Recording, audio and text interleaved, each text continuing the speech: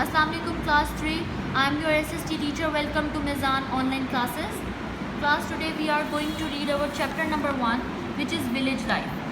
Okay class, हम लोग सब सुनते हैं, we have never ever experienced, हमने कभी शायद आप लोगों में से किसी ने किया हो एक्सपीरियंस ये विलेज लाइफ, गाँव की ज़िंदगी कैसी होती है. ठीक है, माइट पे कुछ लोग जो होते हैं वो बिलोंग करते हैं, कुछ लोगों का ताल्लुक़ होता है, कुछ लोगों के रिलेटिव्स या फॉर फादर्स जो होते हैं वो गाँव से ताल्लुक़ रखते हैं. तो माइट भी पॉसिबल कुछ लोगों ने एक्सपीरियंस किया हो गांव जाने का. तो वहाँ पर आप लोग देखते हैं कि it is very under developed. तो ये बहुत अंडर डेवलप जगह होती है. Under develop means there isn't any facility of medical there, proper facility. मतलब अब तो थोड़ा बहुत उन्होंने मेडिकल वो बना दी, डिस्पेंसरीज बना दी हैं जो कि आपको इनिशियल फर्स्ट एड दे देती हैं, लेकिन प्रॉपरली वहाँ पर qualified doctors and all those machineries and staff is not available to help you out. ठीक है, वहाँ पे नहीं प्रॉपरली अवेलेबल होता कि वो आप लोगों की मदद करें. इंस्टेड ऑफ सिटीज़, ना वहाँ पर कोई मॉल्स होते हैं, ना डेवलप्ड शॉप्स होती हैं, ना वहाँ पर कोई आप लोगों की हेल्प करने के लिए प्रॉपरली स्कूल्स होते हैं. एजुकेशनल सिस्टम नहीं होता प्रॉपरली. बच्चे जो होते हैं कुछ जगहों के वो बाहर आउट ऑफ द टाउन जो होते हैं, विलेज जो होते हैं, टाउन्स में जाके स्कूलिंग करते हैं. तो बेसिकली जो विलेज लाइफ होती है वो बहुत अंडर डेवलप्ड लाइफ होती है. नो डाउट विलेज लाइफ के बहुत ज़्यादा एडवांटेजेस भी हैं, but on the other hand there also disadvantages of village life. In our next lecture we will discuss about the advantages and disadvantages. Till then you need to understand, अभी तक के लिए आप लोगों को पता होना चाहिए कि विलेज लाइफ होती क्या है. तो फार्मर्स जो होते हैं, किसान, ज़्यादातर अपने घर ऐसी जगहों पे बनाते हैं जहाँ पर विलेजेस होते हैं, जहाँ पर गांव होते हैं.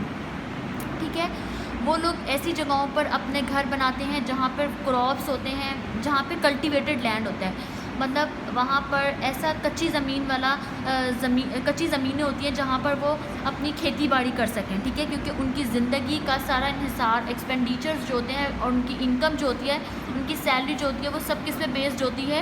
वो सब सैलरीज उनकी जो होती है वो कल्टीवेशन में, क्रॉप्स में बेस्ड होती है. उनकी सारी फैमिली जो होती है वो यही खेती बाड़ी करके अपनी अर्निंग्स करती है. ठीक है, फिर उसके बाद उनकी जो बीवियाँ होती हैं वो जानवर पालती हैं. वो जानवरों के दूध और गायें और बकरियाँ और ये सब डोमेस्टिक एनिमल्स जो होते हैं वो पाल कर अपना गुजर बसर करती हैं. ठीक है, वो लोग ज़्यादातर अपने घर ऐसी जगहों पे बनाते हैं जहाँ पर ट्यूबवेल्स होते हैं.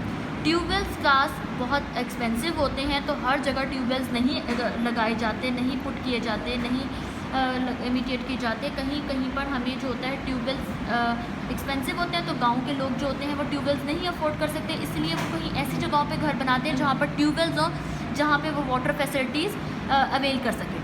ठीक है क्लास, फिर उसके बाद इनके जो घर होते हैं सेकेंडली वो मड के बने होते हैं.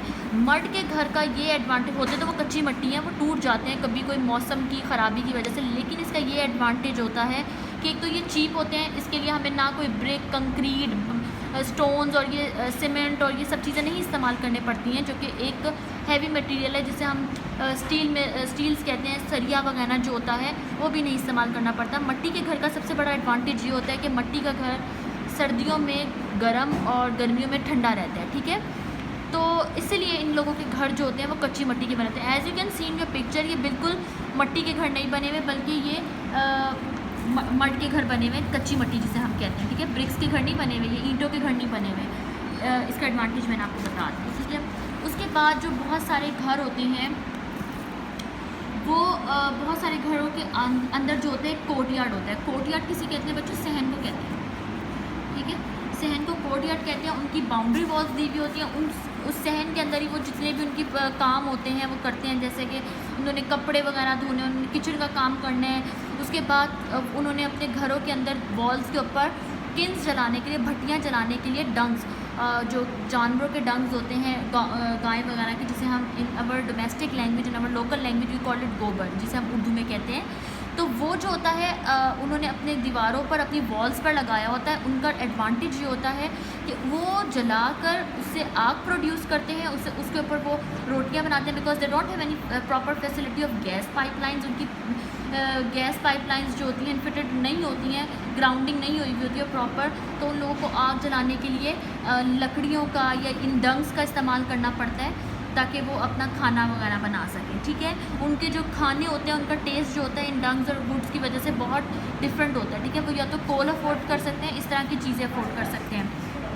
उसके बाद उन लोगों के पास प्रॉपर गैस नहीं होती है, तो उसके लिए वो लोग जो होते हैं वो मड या चूल्हे इस तरह करके चूल्हे बनाते हैं, उनके ऊपर ये डंग्स वगैरह रखते हैं, ठीक है। इनके कुछ डोमेस्टिक फार्म एनिमल्स होते हैं जिनको हम cows, goats, hens, horses and donkeys होते हैं। मोस्टली गाँव के अंदर आपने हर घर के अंदर गायें भैंसें ये खड़ी हुई देखी हैं, क्योंकि उनकी लिविंग का जो लाइवलीहुड उन्होंने अपनी संभालनी है, उनका जो पूरा लाइफ स्टैंडर्ड है वो इसी चीज़ों पर बेस्ड है। या तो वो फार्मिंग करते हैं या तो वो इन डोमेस्टिक एनिमल्स की देखभाल करके, इनसे फर्टिलाइजेशन करके, प्रोडक्टिविटी करके इनकी इनसे जो होते हैं वो अवेल करते हैं हर चीज़ से, इनसे बच्चे पैदा करके ये लोग जो हैं हर सालाना जैसे हमारी ईद उल अज़हा आती है उस पर ये लोग गायें भैंसें हम लोगों को मुहैया करते हैं। तो ये सब चीज़ें जो होती हैं बेसिकली गाँव में होती हैं, क्योंकि city people don't have spare time to waste on these things, not waste but I could say to use these things because they are cheap, on the other hand very hard working। तो वो लोग इतना hard work नहीं कर सकते हैं, तो इसीलिए वो लोग जो होते हैं ज़्यादा इन कामों में नहीं पड़ते। Okay class,